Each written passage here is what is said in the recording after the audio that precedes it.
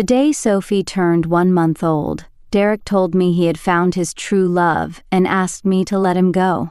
Derek and I were at a mall shopping for clothes for Sophie when his current wife kept calling him incessantly. Unable to deal with her persistence, Derek lied, saying he was stuck in a meeting at work.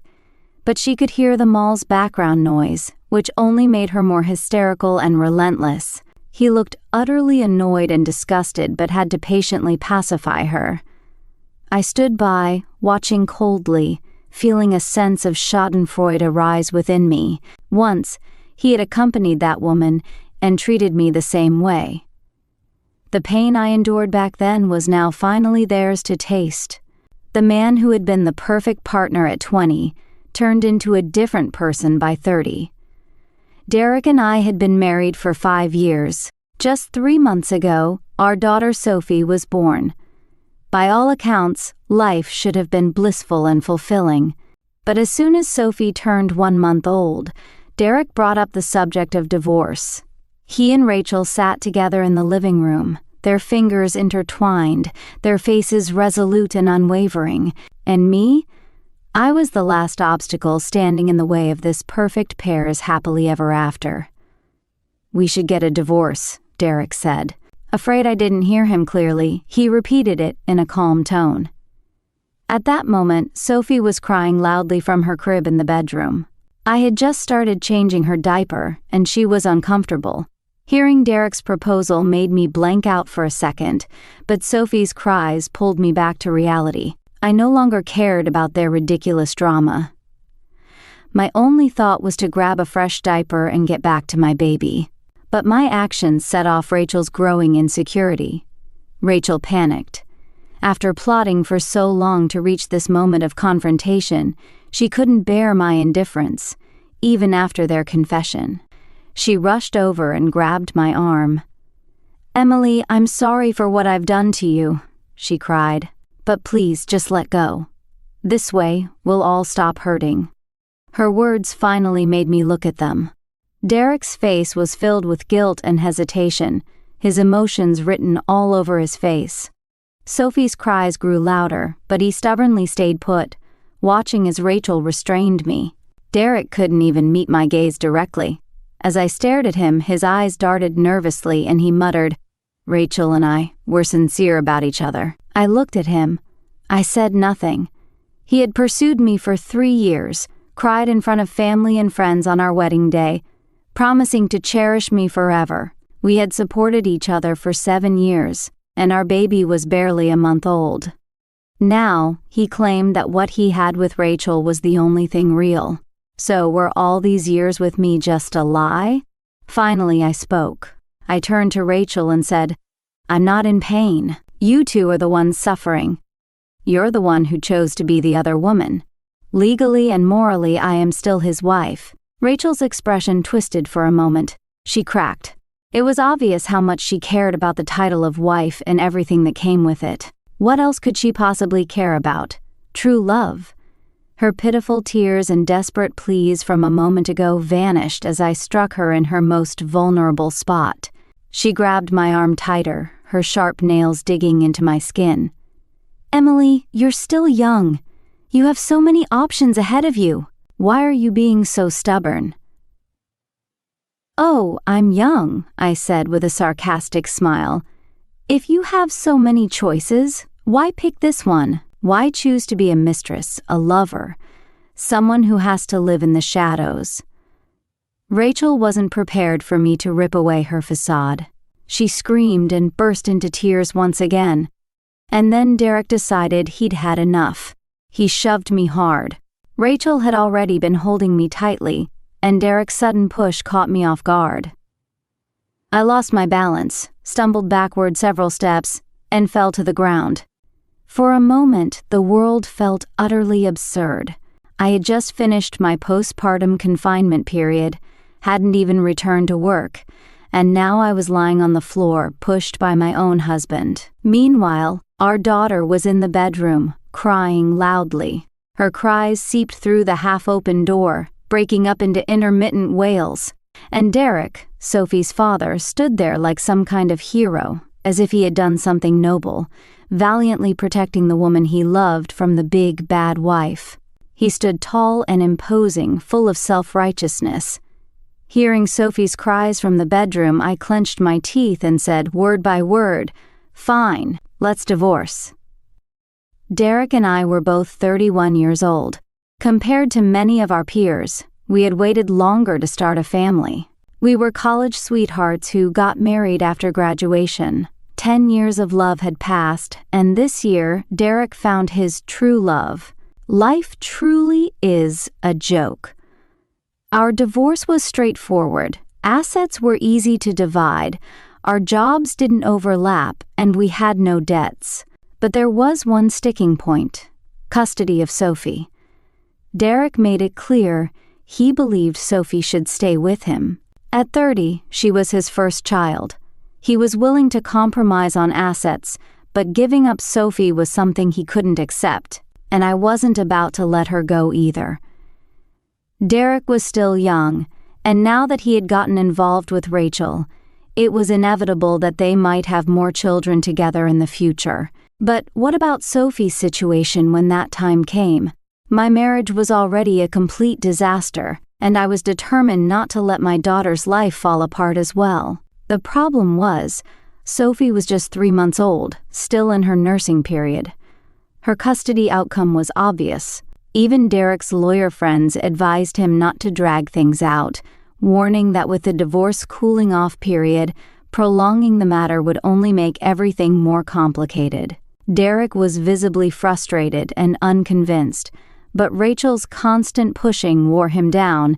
She was desperate to see us split so she could take my place. In the end, Derek had to agree. However, to retain his visitation rights, and perhaps out of some lingering guilt, or maybe just to appease me, he made significant concessions on the financial settlement. This, of course, didn't sit well with Rachel. They even had a small argument over it. When the news reached me, I remained calm. After knowing Derek for so many years, I knew exactly what kind of person he was.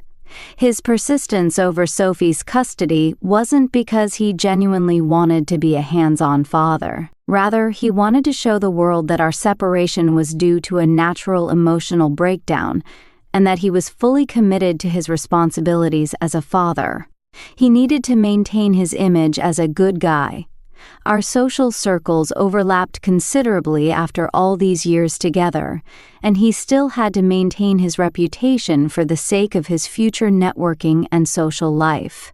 So even if it caused tension with Rachel, he felt compelled to act this way. I simply gave a cold laugh at the situation. You want visitation rights? Fine. But child support is non-negotiable, and you'll cover all of Sophie's educational expenses until she becomes an adult. Derek agreed immediately. It was a reasonable demand, and he didn't want to be accused of neglecting his own child. But this crossed a line for Rachel. For the first time, she dropped her sweet and innocent facade. When the lawyer wasn't around, she erupted at both Derek and me. Rachel was furious. "Emily, you earn a good salary too. Why should Derek have to pay so much? Derek and I are going to have our own family and children in the future. Why should we be footing the bill for your kids' tuition?" In this emotional battle, Rachel had already emerged victorious, while I had suffered loss after loss. So, it wasn't surprising that she displayed such arrogance. Derek gave her a small tug, but he didn't stop her from being so confrontational. I remained composed and said, "Even if Derek and I are no longer together, we are still Sophie's biological parents. That means we both have responsibilities to fulfill. This isn't up for negotiation, it's the law. If you don't like it, that's your issue." "You could also refuse," I added, turning to Derek. "I'll take the matter to court and let them decide. If the court rules that you don't have to pay child support, I won't have anything more to say." Derek's face turned red with embarrassment. He had been thriving professionally in recent years and was now an executive at a publicly traded company. A man with his stature, earning a 7-figure salary annually, couldn't afford the scandal of being sued by his ex-wife for failing to pay child support. The humiliation would be unbearable. How would he face his professional and social circles after that? At that moment, Derek pulled Rachel back to her seat and, for the first time, spoke to her in a cold, firm tone. "Stop making a scene." Rachel looked stunned, unable to believe what had just happened. It wasn't that she cared about the money. What bothered her was Sophie's very existence. It was because of Sophie that she had been so desperate to push Derek into divorcing me, even going so far as to abandon any pretense of decency and confront me right after I had given birth. I could have children. Rachel was still young and could have them too. But she couldn't afford to waste her youth any longer, stuck in the demeaning position of being someone's mistress. Besides, the fallout from the affair had cost her her job. At our company, I had been Rachel's superior, and there was no place for a subordinate who had betrayed their boss's family. She had nowhere to turn. Without a job, her only option was to become Mrs. Derek. When she saw me sign the divorce papers, Rachel had to suppress all her resentment with great effort. After all, she had achieved her goal. As for everything else, she figured it was a small price to pay. Once the terms of the financial settlement and custody arrangements were finalized, we both signed the divorce papers and submitted them to the local office. With the mandatory 3-month cooling-off period, all that was left was to return later for the final signatures to make it official. As we walked out of the office, I suddenly turned back to Derek. Rachel immediately became defensive, clutching Derek's arm tightly. "Could you give me a little more time?" I asked softly, my tone humble. "The baby is still so young, and there's so much stuff at home. My vacation days are almost up, and I need to get back to work. I'll need some time to move out of the house." The home we had been living in was our marital property, a spacious square-foot apartment. In the divorce, it was awarded to Derek, so I had to leave. My reasoning was hard to argue against. Derek agreed without a second thought, not even sparing a glance at Rachel's expression. After all, it was just Emily and Sophie now, and they didn't have enough help. There was so much stuff for Sophie, and such a big house to move out of. It certainly wasn't something that could be done in a day or two. Derek reassured Emily, "This is the least I can do. Don't stress yourself out." It would be impossible for him not to feel even a shred of guilt or hesitation. Whether it was to ease his conscience or to make himself look good, Derek made a point of saying, "You two can stay as long as you need. Just let me know if there's anything I can do to help." Emily pretended to look at him with gratitude, but deep down, she knew. When dividing their assets, she had even given him a smaller apartment. That place would undoubtedly become his and Rachel's little love nest. Rachel's face darkened visibly. Yet, she forced a smile and came over to Emily saying, "It's only fair. If there's anything you need help with, don't hesitate to let us know. I know a great moving company, super reliable. I'll book them for you. They'll come over and pack everything for you quickly. And besides, you've got a smaller unit now. It's better for you and Sophie. A big house feels too empty, with no life in it." Her intentions were as clear as day to push them out. "Sophie is too young," Emily said, with a hint of pleading in her voice. "Moving isn't the same for kids as it is for adults. You can't just pack up and leave. The weather's cooling down this time of year and kids are more likely to get sick. Can't we have just a little more time?" The lawyer, a mutual friend of theirs, looked on with a subtle expression that betrayed his thoughts. Derek noticed his reaction and couldn't hide his discomfort. "She can stay as long as she wants. You don't get to boss her around." Rachel had been about to say something, but Derek's rebuke made her bite her tongue. She reluctantly forced another tight smile. "I was only thinking of what's best for you two." Emily said nothing as she watched the scene unfold. This wasn't something that happened overnight. Her heart hadn't just broken today. When had their marriage started to fall apart? Emily and Derek had been high school classmates and started dating in their freshman year of college. From that point on, they began building their life together. Two young people with nothing to their names leaned on each other in an unfamiliar city, facing challenges side by side, cheering each other on through life's battles. And they had made it, finally. A car, a house, successful careers. But their family was no longer whole. The journey had been so long. At some point, their marriage had stopped being a source of happiness or even reliability. Their love had become hollow. Hollow enough to let someone else slip in. Once upon a time, they had been madly in love, believing they'd grow old together. But now, standing here in the aftermath, they both felt like strangers to each other. Once, the smallest gestures had meant everything to them.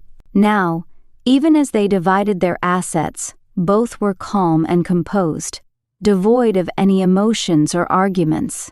Outside, the rain had started to drizzle. Emily pulled an umbrella out of her bag and prepared to leave. But Derek called out to her just as she was about to step away. Don't blame her. At the end of their marriage, he stopped her, though he couldn't meet her eyes. He stood staring at the raindrops pooling on the ground.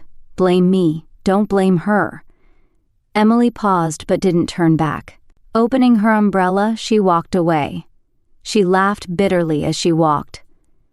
Under that rain, laughing turned to tears. Such a touching sentiment, she thought wryly. She stared blankly at the raindrops sliding down the edge of her umbrella, her fingers gripping the handle tightly. She wasn't moved by their so-called love. He had truly wronged her.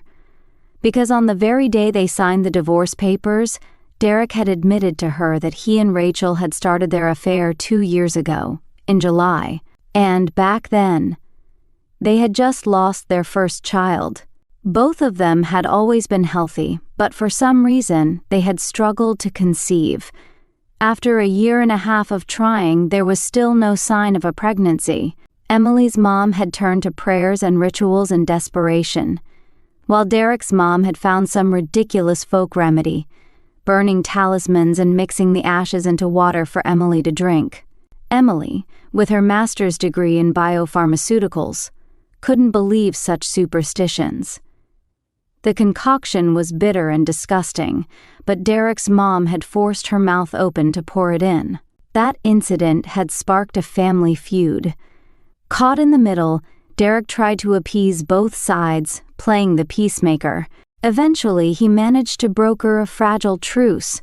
To celebrate, he made a reservation at an upscale restaurant and brought everyone together for a meal, pretending everything was fine. That day, however, something didn't sit right with Emily. She felt nauseous and kept running to the bathroom to vomit. Derek thought she had eaten something bad and demanded to speak to the restaurant manager. But both their mothers, with their maternal instincts, had started exchanging knowing looks and grinning. Yes, I was pregnant. But at that time, it coincided with a critical moment in my career for a promotion. The pharmaceutical company I worked for was a massive organization with a maze of complex relationships.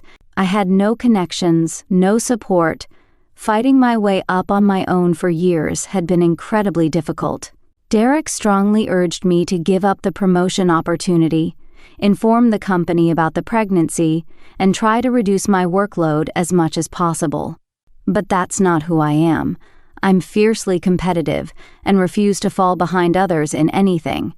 So, after an intense internal struggle, I told Derek I would give it up, but I hid the pregnancy from my company. I threw myself entirely, recklessly even, into the competition for the promotion, working day and night preparing reports, presentations, and negotiating with clients.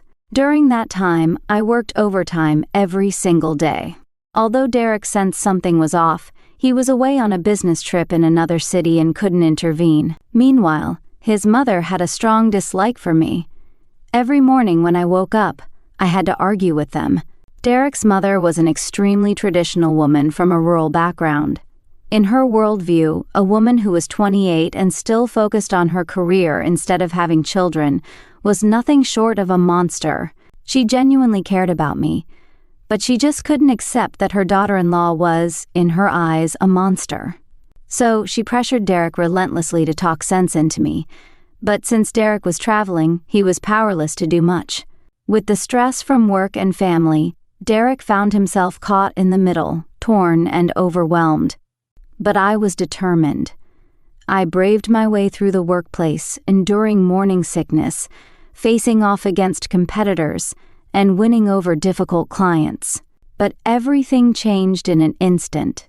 The day I received the promotion notice, the company threw a celebration for me. As we were leaving the office, someone spilled water near the doorway. I stepped on it, slipped, and fell. I lost the baby. It was a devastating blow to us. The company, fearing liability, granted me paid leave to recover. I was bedridden, crying every day. My mother-in-law had a heart attack and was admitted to the hospital. When she recovered, the first thing she did was storm into my room, slap me across the face, and scream that I had killed the family's first grandson. My own mother had been by my side, comforting me with tears. But seeing my mother-in-law berate me like that, she lost her temper and retaliated, shouting back at her. It was at this point that Derek finally returned from his long business trip. He came home to chaos. What greeted him was me, unconscious from the painkillers, lying in bed, a bruised and battered mother-in-law, and mother arguing in the living room. At that time, Derek was under immense pressure at work as well. His job required constant travel, essentially making him a frequent flyer. The physical and emotional tolls weighed heavily on him. Exhausted, he often didn't want to come home after work. Instead, he'd sit in his car smoking for a while before heading upstairs. It was likely during one of those moments that Rachel, who had come to deliver some documents for me, spotted him, knocked on his car window, and eventually knocked her way into his heart. The loss of that child not only shattered the harmony between Derek and me, but also destroyed the peace in our family. My mother-in-law, enraged, returned to her hometown. It wasn't until this year, when I became pregnant again, that she let go of her grudges and eagerly came to take care of me. This time, I held a senior position at the company and had a stable status, so I confidently chose to work from home and stay in bed to protect the pregnancy. I knew deep down that the previous loss had created a rift between Derek and me, but now, finally, things felt complete. Better late than never, right? During this pregnancy, my condition wasn't great, and due to hormonal changes, I became very irritable. Derek, however, was always there for me, holding me close and gently reassuring me, telling me not to worry about anything. He said all he wanted was for Sophie and me to make it through safely. At the time, I was deeply moved, thinking I had found a rare gem of a man, until after I had recovered from childbirth, when he asked for a divorce. Perhaps out of guilt, Derek didn't hide anything from me during the divorce process. When I asked, he answered. Derek confessed that he noticed Rachel because she seemed so pitiful. He said he wanted to protect her. Rachel is actually a good woman. She's still single now because her previous boyfriend wasted her time, he explained. Derek added, she had been with him since college, all the way until last year. He wouldn't marry her, and when she finally looked into it, she found out he was already married. All these years, she had been the other woman without even knowing it. As he said this, Derek became emotional. He held Rachel's hand tightly and said, that's why I feel so sorry for her. I want to take care of her. I stayed silent, staring at Rachel. Rachel, whose hand Derek was holding, began to panic. She kept looking nervously at me, as if afraid I'd expose her secrets. Yes, Rachel's story was true. She had indeed followed a so-called boyfriend for years without a title, from college until now. That boyfriend was the vice president of our company. It was he who introduced Rachel into the company and arranged a cushy position for her. High pay, minimal responsibilities, and conveniently close to home. Rachel wore her role as a mistress like a badge of honor. She wasn't some innocent, naive woman lured into being the other woman. But just a little while ago, the vice president contacted HR and had Rachel fired without even offering her severance. At the time, I even felt indignant on her behalf. But Rachel didn't say a word. She packed her things and left without hesitation. Looking back now, and considering the divorce dilemma I faced today, it was glaringly obvious. The vice president had discovered Rachel and Derek's affair by then, and he was furious. He could cheat on his wife, but he couldn't stomach being cheated on by his mistress. So, he wasted no time kicking Rachel out of the company. Any wife in that situation would have exploded, exposing the kind of woman Derek had tangled himself with. But I just sat there, unmoving. Without saying a word, I signed the divorce papers. Because I was filled with resentment. My heart burned with rage. Derek and Rachel didn't just destroy my life, they destroyed Sophie's family, her sense of security. I was supposed to have a stable, beautiful life, but the two of them conspired and wrecked it. I wouldn't let them get away with it. I would make them suffer, slowly, bit by bit. What Derek never expected was that after our divorce was finalized, I remained calm, while his parents caused an absolute uproar. Sophie wasn't just my child whom I carried and gave birth to. She was also the child Derek's mother had anxiously awaited and meticulously cared for during my pregnancy. When she heard Derek and I had divorced and that custody of Sophie was awarded to me, she was the first to explode. Derek's father had recently injured his back while visiting the countryside, and his mother had been away taking care of him. When she left, she looked at Sophie with such reluctance, turning back every few steps as though she couldn't bear to part from her. But when she returned, Sophie was no longer part of their family. In her absence, her son had kicked out both his wife and child. Her beloved granddaughter was gone in an instant. This prompted Derek's parents to travel all night, even with his father's injured back, to confront him. The moment his mother walked in, she lunged at Rachel, grabbing her hair and pulling her into a scuffle. "You wretched homewrecker, where do you plan to send my granddaughter? You ruined someone else's family. You deserve to be punished." The old woman broke into heart-wrenching sobs. "She's just a little child. How can you be so cruel?" Derek stood there awkwardly, trying to break up the fight and soothe his parents. His father, despite his back injury, wanted to hit him. When he couldn't, he resorted to taking off his slipper and hurling it at Derek. "You're out of your mind, boy." Derek dodged, but the slipper ended up hitting Rachel instead, making her cry out in pain. Derek stammered, "Mom, Dad, I swear, Emily and I just don't have feelings for each other anymore." "And what about Sophie?" his mother snapped, cutting straight to the heart of the matter. "We love that child more than anything.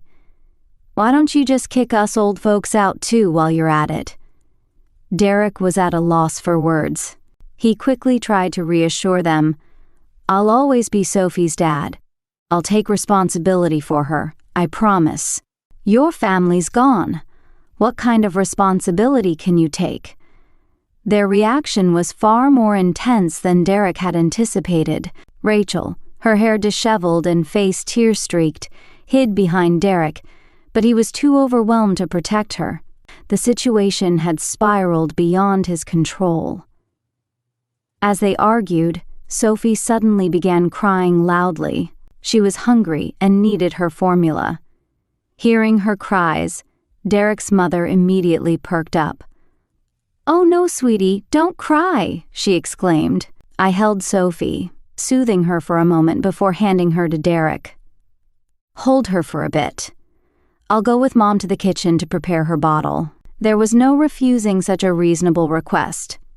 With Sophie already in his arms, Derek instinctively adjusted his hold to cradle her securely.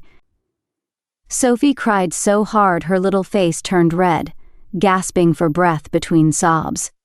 Derek had no choice but to gently rock her, murmuring, "Shh, don't cry, sweetheart. Daddy's here."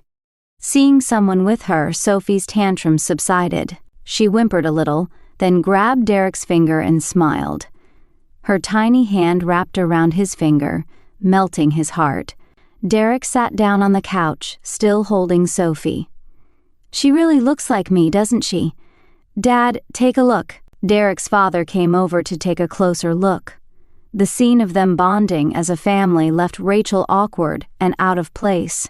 She stood there, visibly uncomfortable, unable to join in.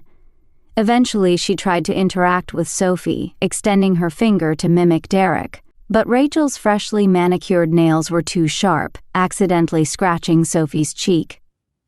Sophie immediately burst into tears. "What are you doing?" Derek, who had just managed to calm Sophie down, was furious that Rachel had startled her again. Rachel quickly pulled her hand back, looking sheepish. At that moment, the formula was finally ready. I picked up the baby and began feeding her. The soft and fragrant little girl left my arms, and Derek seemed a bit lost. He was hoping to hold her again after she finished drinking. But by then, Rachel couldn't stand being there any longer. It was getting late, and she yawned several times.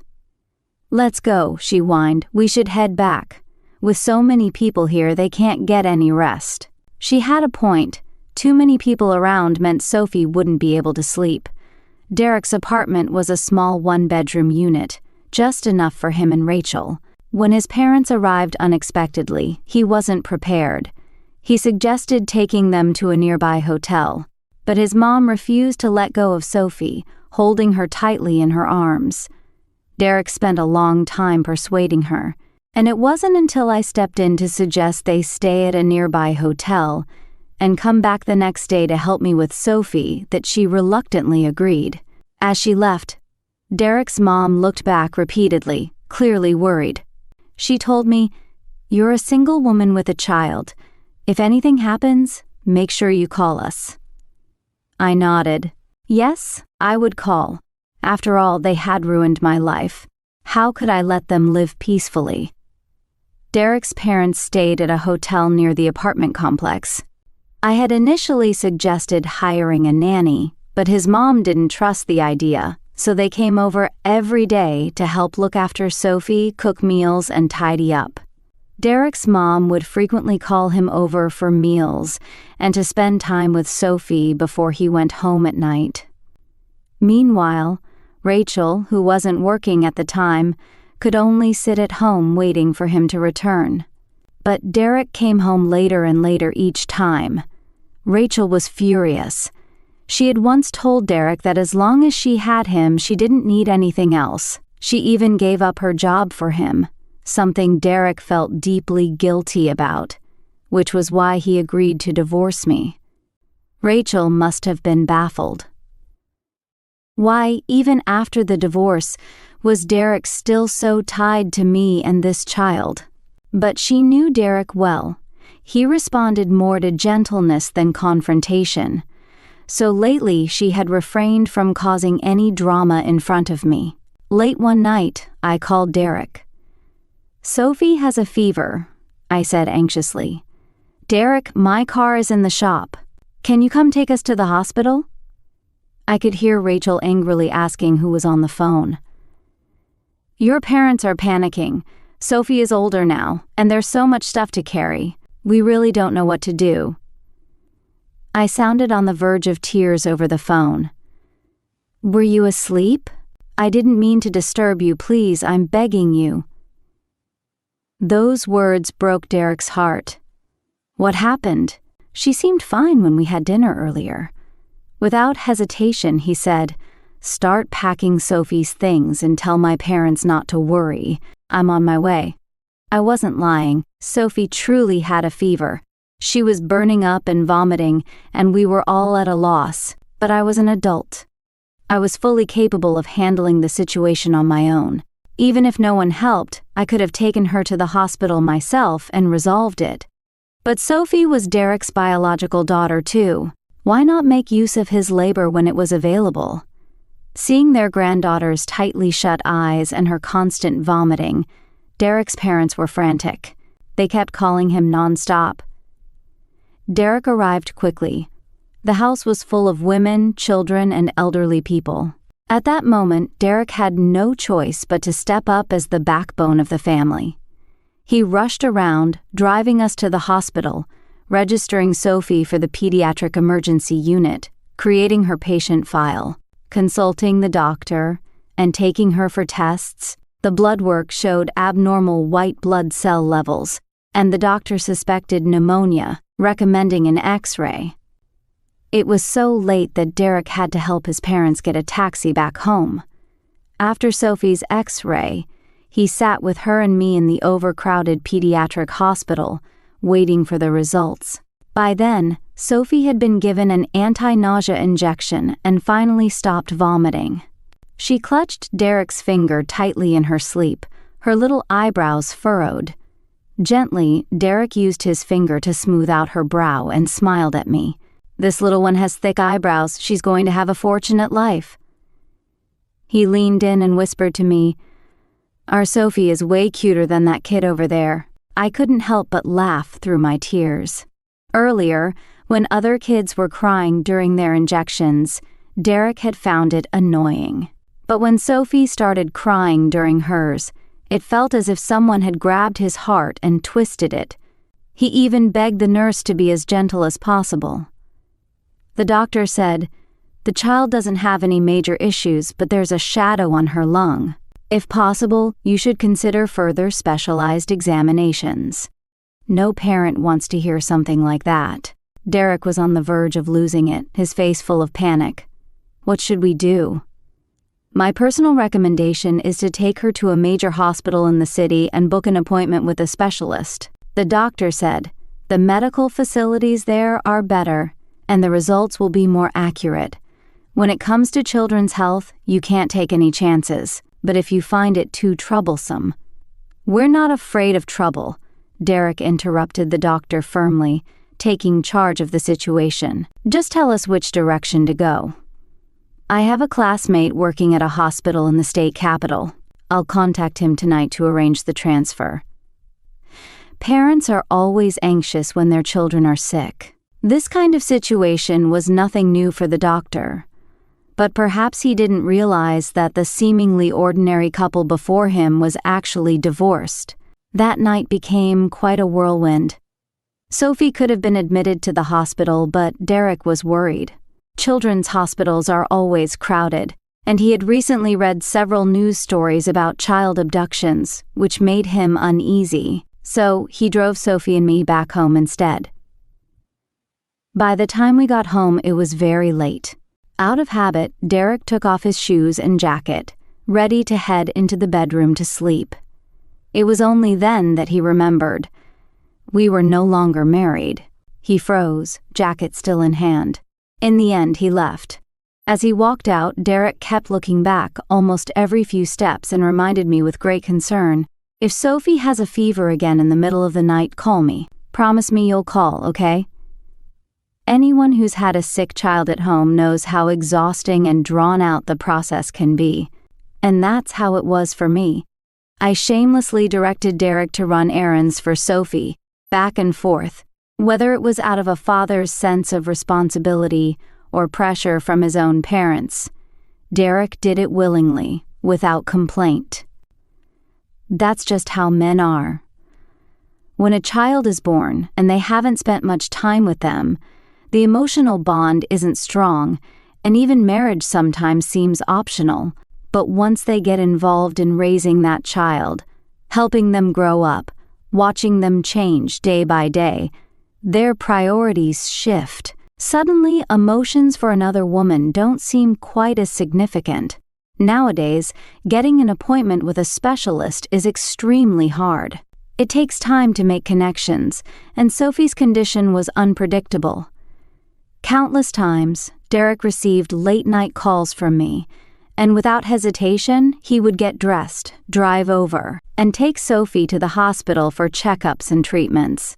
The unclear shadow on Sophie's lung had become a constant worry for Derek.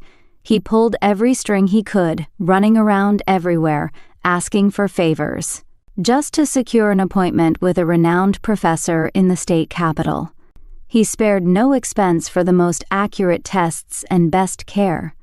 Through all this effort and time spent together, Sophie became like a piece of Derek's own heart.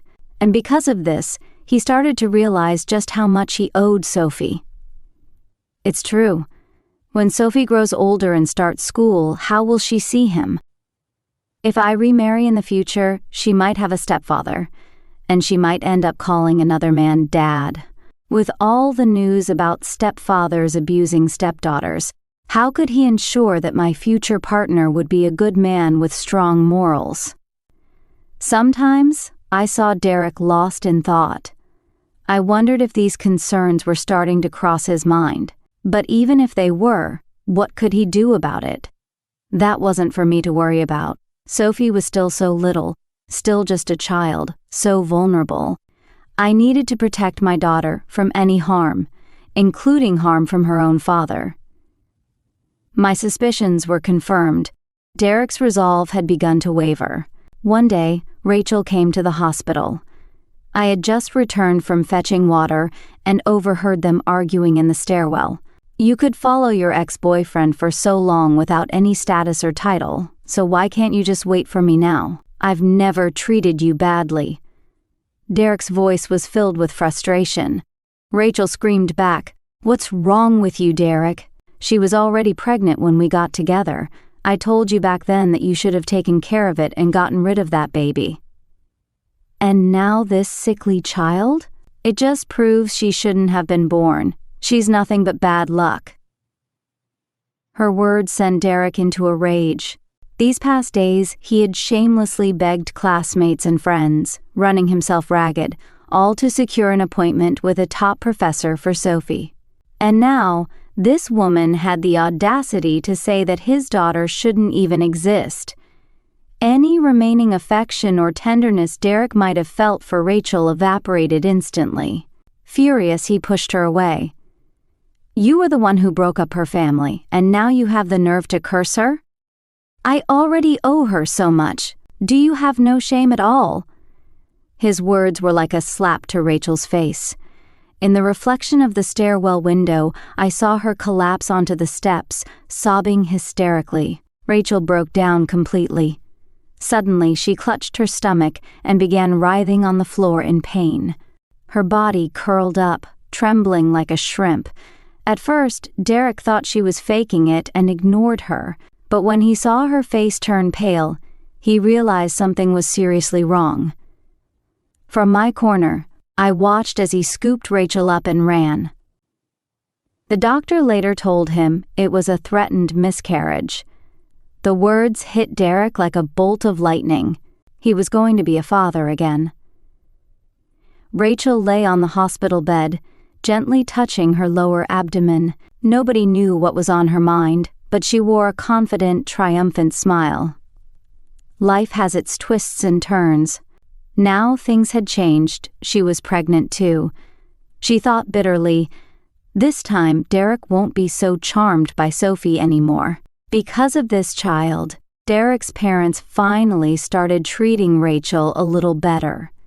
After all, it didn't matter who gave birth. The child would still be their grandchild and a part of the family. As grandparents, who wouldn't want their family tree to flourish? But what Rachel didn't know was that her karma was just beginning.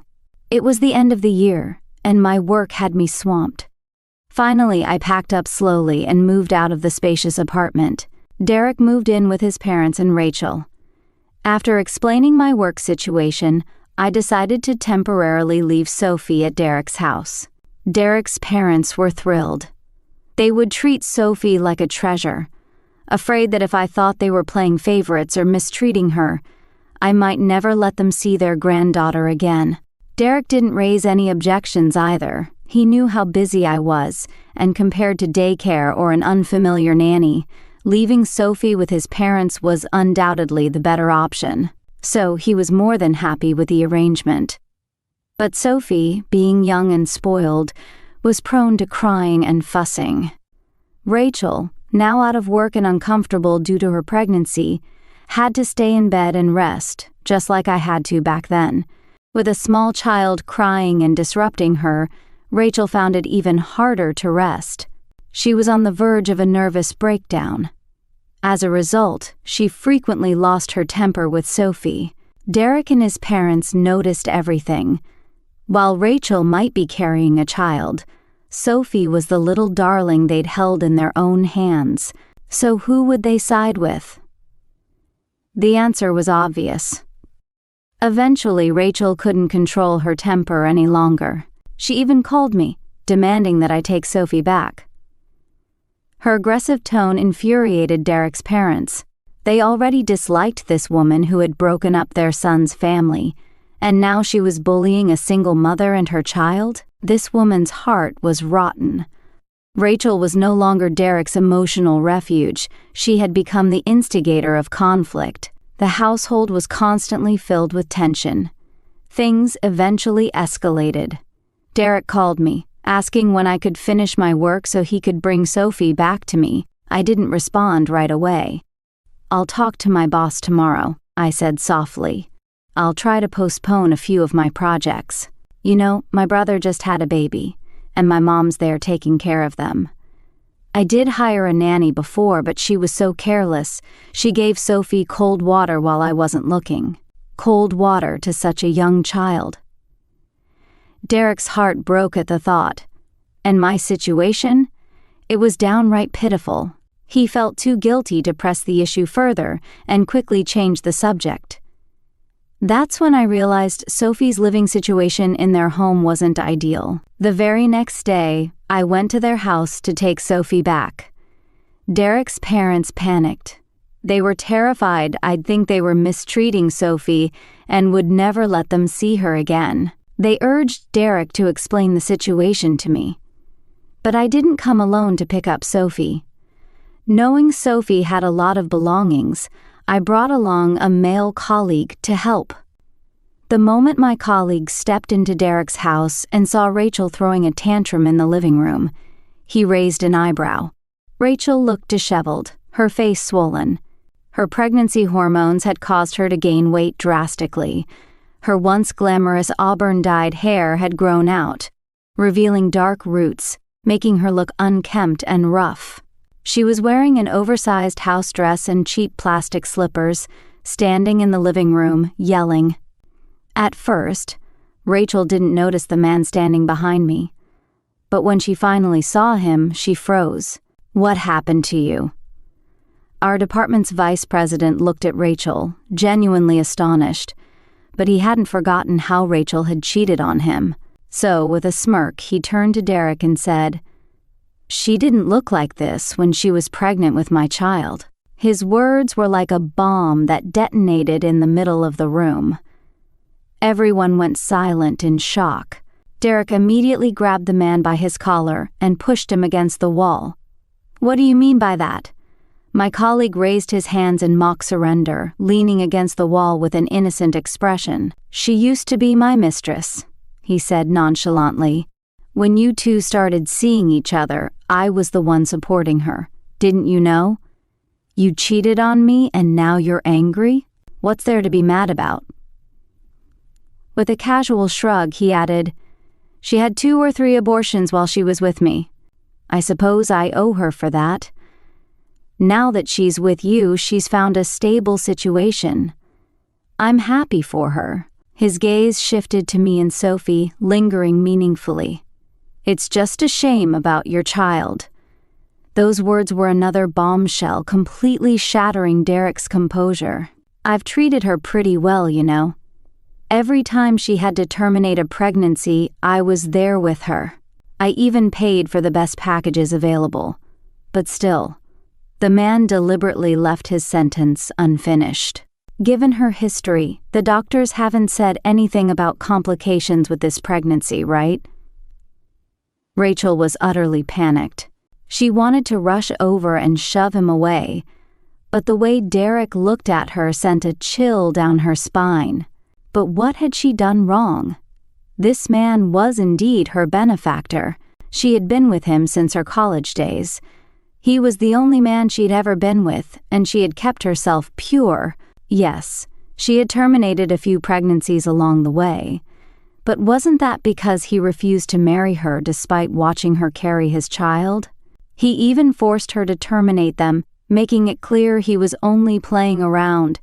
She didn't want to spend her whole life as someone else's plaything. She longed for a normal family, to be the wife of a high-ranking executive. So she had latched on to Derek. What was wrong with that? But Derek only squeezed these words out through clenched teeth. "We'll talk about this later." Those words made her feel like she'd been plunged into an icy abyss, her entire body freezing. The man who had shown up, of course, had been called over by me. Well, he wasn't exactly just a colleague. He was a vice president at the company, and we'd been working closely together on a project lately. When I asked him to come over, he hadn't yet grasped what was happening. But the moment he saw Rachel, he instantly understood my intentions, and being the gentleman he was, he decided to help out. Since he was already there, he even pitched in by folding up Sophie's rocking chair and putting it in the trunk of my car. "So," he said casually, "you still hoping to give the kid a happy family?" His words earned him a strange look from me. He couldn't quite read my expression. "Didn't you call me here to let your ex-husband know about that woman's past, break them up, and restore your happy family?" "First of all, he's my ex-husband." I held up my phone to show him the divorce certificate. Just this morning, the cooling-off period ended, and I dragged Derek to finalize the paperwork. I told him I had a business trip tomorrow and that we needed to get it done today. He thought Rachel's pregnancy was more important, but he still came along. Secondly, I called you here out of kindness. If those two are going to be together, they need to be honest with each other. He let out a laugh. "That's a load of bull, and you know it." Finally, I said calmly, "Even if I end up begging on the streets, I will never remarry him. I'm not in the business of picking up other people's trash." Amused, he asked, "Then why go through all this trouble?" I gave him a look. "Boss, if you're so free, why don't you review the project proposal? As your employee, you don't need to worry about my personal life." He rubbed his nose awkwardly. Muttering under his breath, he said, "Man, using someone and then discarding them, what kind of person does that?" The weather grew colder by the day. After some discussion, my mom and sister-in-law decided to come help me with Sophie. With the holidays approaching, Rachel's belly grew larger by the day. But Derek showed no inclination of taking her to get a marriage certificate. This made Rachel increasingly agitated. Derek was waiting. After that visit from Rachel's former sponsor, Derek took her to see a doctor. This time, he got a full understanding of her past, confirming that Rachel had undergone 3 pregnancy terminations, which explained why this pregnancy was so precarious. Derek was furious. He had never imagined that the true love for whom he had abandoned his wife and child was actually someone else's mistress. Her past was far more sordid than the version she had tearfully recounted to him.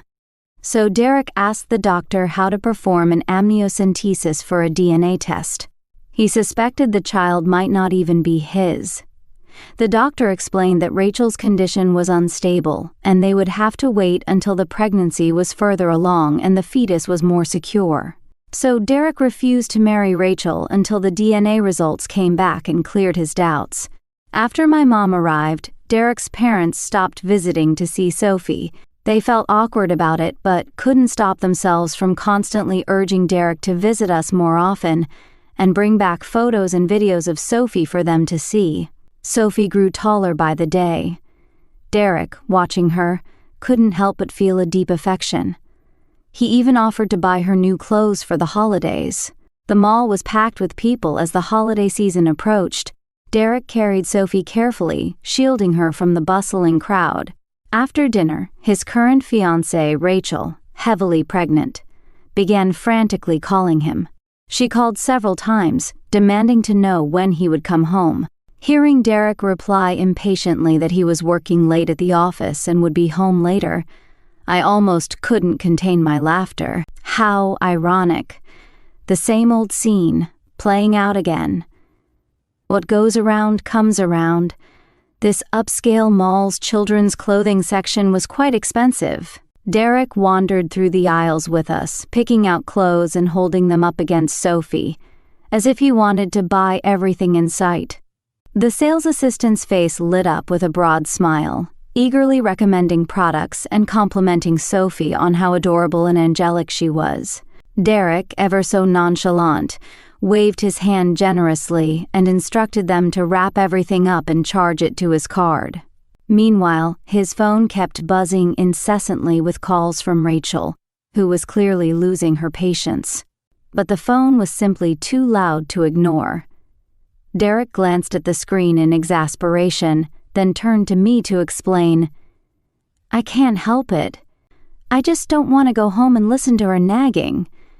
She's been so irritable lately, probably because this pregnancy isn't going smoothly, and she doesn't have much to occupy her time," Derek said with a forced smile. "She keeps fighting with my mom every single day." He sighed and added, "You weren't like this when you were pregnant." "Exactly. Why wasn't I like that when I was pregnant?" I smiled gently to comfort him, saying nothing, exuding nothing but warmth and understanding. But deep inside, I felt nothing but coldness. Back then, I gave him my best, and yet he still abandoned me and Sophie to be with her. What a joke my life has turned out to be. I noticed Derek's gaze growing increasingly fervent toward me. And then, on the other side, Rachel finally lost her temper. Having access to Derek's supplementary credit card, she called the bank to check his transactions and discovered he was shopping at this mall. He had told her he was working late at the office, yet here he was buying kids' clothes. How dare he lie to her? Consumed by rage, Rachel hailed a cab and stormed straight to the mall. But as she rushed in, she accidentally knocked over someone else's child. The child's parents immediately stood up, blocking her way and berating her loudly. Rachel, already on edge mentally and emotionally, snapped. She threw a hysterical tantrum, using her pregnancy as justification to act unruly. But the other family wasn't the type to back down easily. They began arguing with her right there. In the chaos, an ice cream cone, belonging to some other child, fell to the ground. As Rachel and the other woman shoved each other, she stepped on the ice cream and slipped, falling flat on her back. The scene immediately turned grim. Rachel clutched her belly, unable to stand, groaning in pain. When she pulled her hand out from under her dress, it was covered in blood. The area descended into chaos. People backed away, not wanting to get involved. The mall security quickly called the police and an ambulance. Derek finally arrived, kneeling beside Rachel and holding her hand tightly. She screamed in pain and hurled curses at him, while his face was full of irritation and disdain. I stood nearby, holding Sophie, gently soothing her. My heart felt no turmoil as I watched this drama unfold. Rachel claimed that someone had pushed her, causing her fall. But her flimsy lie didn't hold up. When the police reviewed the mall's CCTV footage, it clearly showed that she slipped on the ice cream by herself. The source of the ice cream was never determined. The incident was ultimately ruled an accident. Rachel and Derek were left to bear the bitter consequences of the miscarriage. Because of this event, tensions between Rachel and Derek exploded. But this time, Derek was also filled with frustration and didn't indulge her tantrums. He couldn't understand it. Why would Rachel, heavily pregnant, come to the mall just to create drama and pick a fight? The doctor had explicitly told her to stay on bed rest. His mother was tirelessly taking care of her at home. His entire family had been nothing but accommodating. She didn't even have to work, and he had given her a supplementary credit card for her expenses, so why did she insist on coming to the mall? Why did she have to cause a scene? Sophie was his daughter. Was it so wrong for him to buy his daughter a piece of clothing? And why, when she accidentally bumped into another child, did she have to escalate things into a confrontation. In the end, she even harmed their own child in the process. Rachel, on the other hand, was equally baffled. She couldn't understand why Derek this time sided with a random family rather than supporting her. She was the victim. She had lost their child. Their arguments escalated to the point where they smashed things around the house. Eventually, Derek, completely worn out, stood amid the wreckage and said to Rachel, "Let's break up." Rachel was stunned. She had already lost everything. Derek was all she had left. She desperately wanted to become Mrs. Derek. So Rachel began to beg and plead, doing everything she could to win him back. But this time, Derek didn't respond. Once, Rachel had been his safe haven. Now, she was the source of his misery. Meanwhile, Derek's attitude toward me grew increasingly kind. He was filled with guilt toward both me and Sophie. Encouraged by his parents, he even began to entertain the idea of reconciliation. Yes, that was it. He had been momentarily blinded by Rachel, which led him to make such a reckless decision. He admitted he had been impulsive. But now that he had come to his senses, he felt it was only right to give Sophie a happy, complete family. Faced with Derek's newfound passion, I merely smiled faintly. Life, I thought, is truly absurd. In the past, for the sake of his so-called true love, Derek could push me, his wife who had just given birth, onto the ground without a second thought, all while our daughter Sophie wailed uncontrollably from the bedroom. He was completely unmoved, abandoning us without hesitation. And now, he thinks that simply moving his lips, pretending to have turned over a new leaf, and making a show of remorse is enough to patch things up between us. Let's be real. Does the world ever work that way? It just so happened that my company needed someone to take on the role of project director for an important European assignment. Without hesitation, I volunteered. At the same time, I made sure to get passports ready for both my mother and Sophie. This project required long-term residency. Every other senior executive in the company had family commitments, making the position difficult to fill. Seeing my enthusiasm, the company was thrilled and immediately booked tickets for us.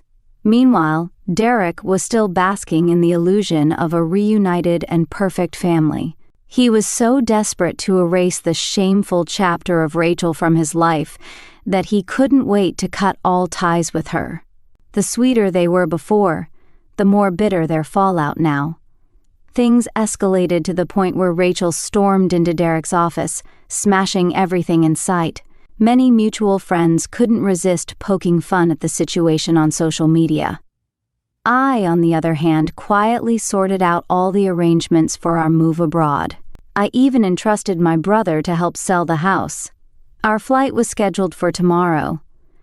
I smiled as I watched Derek pull up in his car at the office entrance to pick me up, holding a bouquet of roses. Moments later, Rachel appeared as well, tailing him. The two of them erupted into a loud argument right there at the office entrance, eventually escalating to a physical altercation. I felt vindicated. The choices we make come with their own consequences. The kind of person you fall in love with determines the kind of life you'll build. They had chosen each other, and now they had to deal with the aftermath of that choice. That's just how life works. There's no such thing as a perfect reconciliation, only lingering regrets. Just like how we once had a beautiful beginning but never managed to say a proper goodbye. But no one in this world will willingly, without resentment, wait endlessly for someone else. There's no such thing as a reformed playboy, and that's that. From now on, he'll pursue his future, and I'll live my own life. Years ago, when we were still young, we thought we'd grow old together, thought we'd walk through life side by side. But life had other plans.